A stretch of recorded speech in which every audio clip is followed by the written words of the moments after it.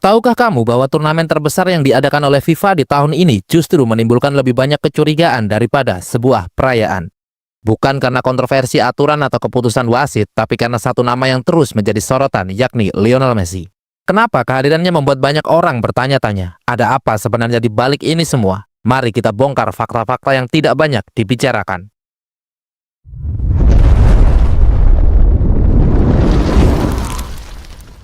Seperti yang kita tahu, Piala Dunia Antar Klub 2025 menjadi edisi paling ambisius dalam sejarah FIFA.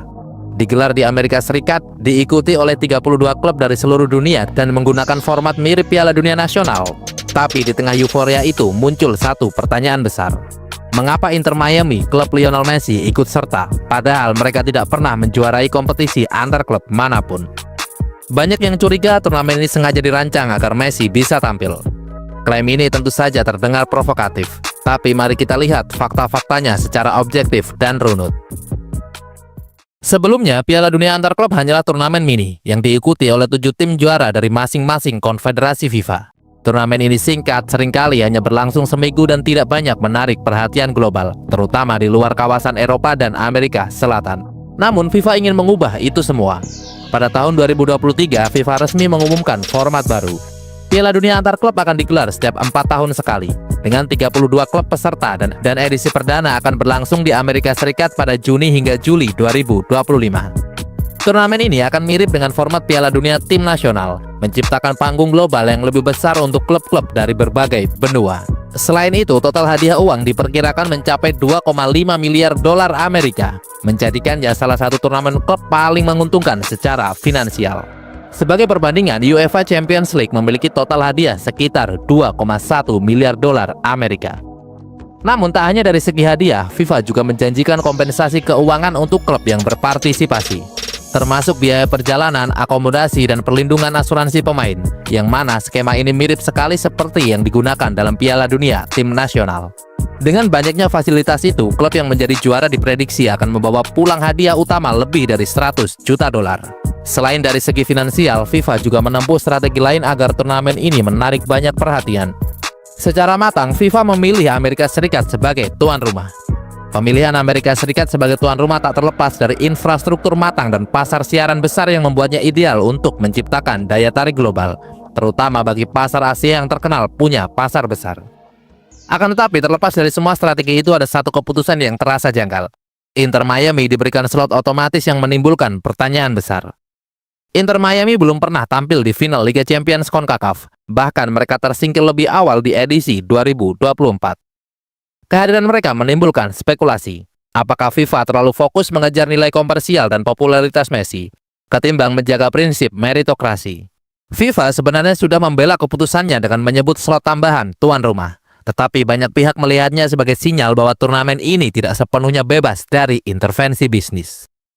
Jika kita melihat dari sisi prestasi, Inter Miami jelas tidak memenuhi kriteria apapun. Mereka tidak menjuarai MLS Cup, tidak menjuarai Liga Champions CONCACAF, bahkan tidak mencapai semifinal. Tapi pada April 2024, FIFA secara resmi mengumumkan bahwa Inter Miami akan mewakili Amerika Serikat sebagai perwakilan tuan rumah.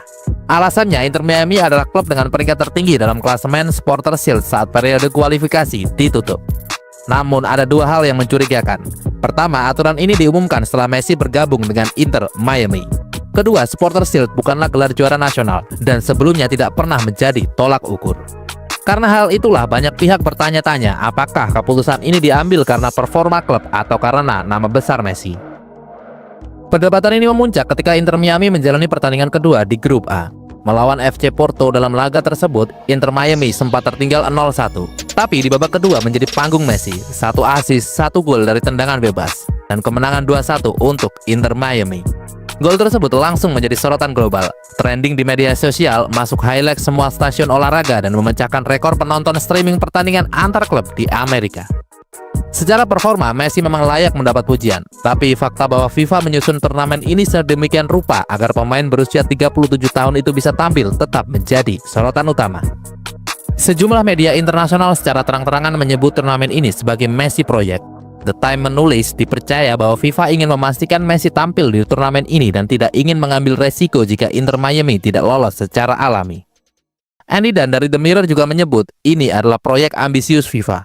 Infantino ingin Messi tampil demi mendongkrak nilai jual turnamen ini. Namun kritik tak hanya datang dari media Eropa. Alexi Lalas, mantan legenda timnas Amerika, juga berpendapat bahwa turnamen ini memang sengaja dirancang untuk Messi. Menurutnya, Messi adalah alat promosi dari FIFA. Senada dengan Alexi Lalas, pelatih legendaris Bruce Arena juga menegaskan bahwa format baru Piala Dunia antar klub dirancang untuk bisnis, bukan untuk olahraga. Selain kritik dari media serta mantan pemain dan pelatih, FIFA juga mendapat protes dari klub dan federasi lain. Klub LD Alajuelense dari Costa Rica mengirim surat protes ke FIFA. Mereka merasa lebih layak tampil karena pernah menjuarai kompetisi kontinental, tapi justru disingkirkan oleh sistem wildcard yang tidak transparan. Bukan hanya klub, federasi sepak bola seperti Liga Spanyol dan FIFPro menyatakan keprihatinan atas keputusan FIFA. Mereka menilai bahwa perlu ada transparansi dan sistem merit yang adil, bukan sistem undangan berdasarkan popularitas. Tak bisa dipungkiri, Lionel Messi adalah magnet komersial. Sejak bergabung dengan Inter Miami, penjualan tiket, jersey, dan hak siar meningkat drastis. Dengan Messi tampil di Piala Dunia antar klub, FIFA berharap bisa menarik sponsor global dan menjadikan turnamen ini sebagai panggung komersial baru. Infantino sendiri mengatakan dalam konferensi pers, "Kami ingin turnamen ini menjadi panggung global, sebuah festival sepak bola yang disaksikan seluruh dunia." Tanpa menyebut nama Messi, pernyataan ini dianggap sebagai sinyal jelas bahwa turnamen ini dibentuk untuk mendongkrak nilai komersial lewat sosok Messi. Ini bukan pertama kalinya FIFA membuat keputusan demi kepentingan tokoh besar. Di Piala Dunia 1994 contohnya, format grup diubah agar tim-tim besar tidak cepat tersingkir. Sedangkan contoh lain di Piala Dunia 2022, sejumlah peraturan dimodifikasi untuk menguntungkan tuan rumah Qatar. Dan kini di 2025, FIFA kembali menunjukkan bahwa mereka tidak ragu mengubah sistem demi memastikan Messi berada di atas panggung. Di media sosial, reaksi publik sangat beragam.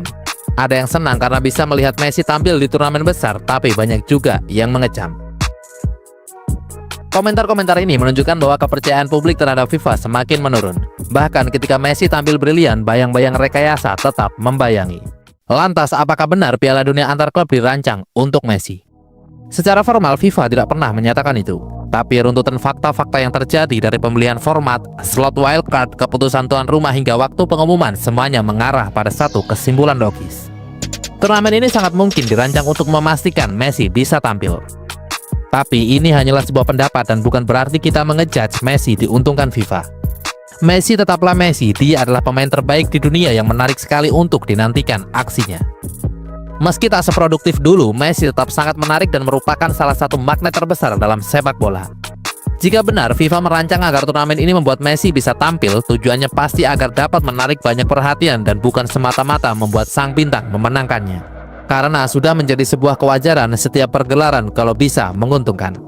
Karena jika tanpa Messi, turnamen ini mungkin tak akan jadi perhatian. Namun apapun pendapat yang beredar, status Messi sebagai pemain terbaik tetaplah tak berubah. Lantas bagaimana menurutmu? Apakah format Piala Dunia antar klub memang dirancang agar Messi bisa tampil? Tulis pendapatmu di kolom komentar.